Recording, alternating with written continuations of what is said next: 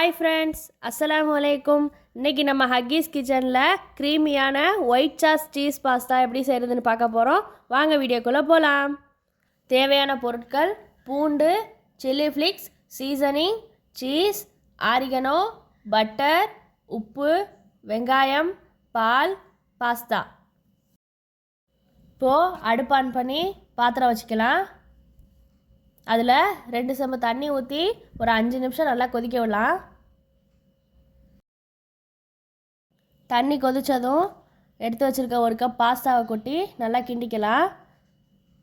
இப்போது அதில் 1 ஸ்பூன் உப்பு போட்டு அதை கிண்டிடுங்க. இப்போது பாஸ்தா நல்லா வேகட்டும். அதுக்குள்ளே பூண்டை கட் பண்ணி எடுத்துக்கலாம். நான் 1 கப் பூண்டை இந்த மாதிரி குட்டி குட்டியாக கட் பண்ணி எடுத்து வச்சுருக்கேன். 2 வெங்காயம், அதையும் குட்டி குட்டியாக சாப் பண்ணி எடுத்து வச்சுக்கோங்க. நான் நிறையா செய்கிறதுனால 2 வெங்காயம் எடுத்திருக்கேன், இல்லைனா 1 வெங்காயம் மட்டும் எடுத்துக்கோங்க.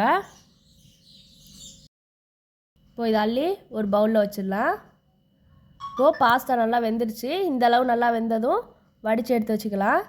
இப்போது அடுப்பு ஆன் பண்ணி பாத்திரம் வச்சு பாஸ்தா செய்ய ஆரம்பிக்கலாம். அதில் 1 கப் பட்டர் சேர்த்துருக்கேன். நல்லா மெல்ட் ஆனதும் நம்ம சாப் பண்ணி எடுத்து வச்சுருக்க பூண்டு அதில் சேர்த்துடலாம். இப்போது இதுவும் நல்லா வதங்கிருச்சு. வெட்டி வச்சுருக்க வெங்காயத்தை கொட்டி அதையும் நல்லா பொன்னிறமாக வதக்கி எடுத்துக்கலாம். அதில் 2 டேபிள் ஸ்பூன் மைதா மாவு சேர்த்து நல்லா மணலாக இந்தளவு வறுத்து எடுத்துக்கிட்டு அதில் 2.5 கப் பால் சேர்த்து நல்லா கெட்டியாகிற வரைக்கும் கிண்டி எடுத்துக்கோங்க. இப்போது வேக வச்சு எடுத்து வச்சுருக்க பாஸ்தாவை அதில் கொட்டி நல்லா கிண்டி விட்டுக்கலாம். நான் கொஞ்சம் சின்ன பாத்திரமாக எடுத்துகிட்டேன், நீங்கள் கொஞ்சம் பெரிய பாத்திரத்தை செஞ்சுக்கோங்க. தாராளமாக இந்த மாதிரி நல்லா எல்லா இடமும் படுற மாதிரி நல்லா கிண்டி விட்டுக்கோங்க. அதில் ஒரு 1/2 டேபிள் ஸ்பூன் உப்பு சேர்த்துருக்கேன். அப்புறம் சீசனிங்கை ஒரு 2 ஸ்பூன் சேர்த்துருக்கேன். அதே மாதிரி ஆரிகனோவும் 2 ஸ்பூன், சில்லி ஃப்ளிக்ஸும் 2 ஸ்பூன். இப்போ இது எல்லாமே நல்லா கிண்டி எடுத்துக்கோங்க. உங்களுக்கு பால் பத்தலைனா இன்னொரு கிளாஸ் சேர்த்துக்கோங்க.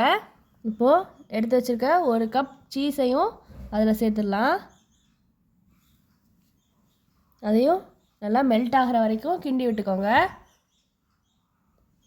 அவ்வளோதான், நம்ம டிஷ் ரெடி ஆகிடுச்சு. இறக்கி சர்வ் பண்ணிடலாம். சூடாக சர்வ் பண்ணிங்கன்னா நல்லாயிருக்கும், ஆறிடுச்சுன்னா கெட்டியாயிரும். இதே மாதிரி நீங்களும் உங்கள் வீட்டில் ட்ரை பண்ணி பார்த்துட்டு எப்படி இருந்துச்சுன்னு எனக்கு கமெண்ட்டில் சொல்லுங்கள். இந்த வீடியோ பிடிச்சிருந்தா லைக் பண்ணுங்கள், ஷேர் பண்ணுங்கள், சப்ஸ்கிரைப் பண்ணுங்கள்.